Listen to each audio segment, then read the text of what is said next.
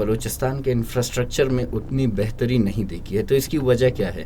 یہ امپلیمنٹیشن میں اس کی وجہ ہے، اس کی وجہ اکاؤنٹیبلٹی میں ہے، یا کہ کوئی اور ریزنز ہیں؟ شکریہ. دیکھیں، آپ نے بڑی اچھی بات کی. بلوچستان میں ڈیولپمنٹ ہمیشہ سے ایک چیلنج رہا ہے. اس کی کچھ ریزنز ہیں.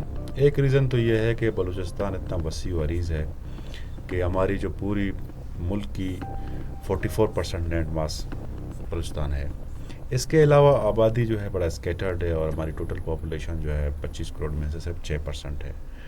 تو اس میں ہمیں جو ہماری جو شیئر بنتا ہے ڈویزبل پول میں، وہ تقریباً کوئی 9.09% ہے.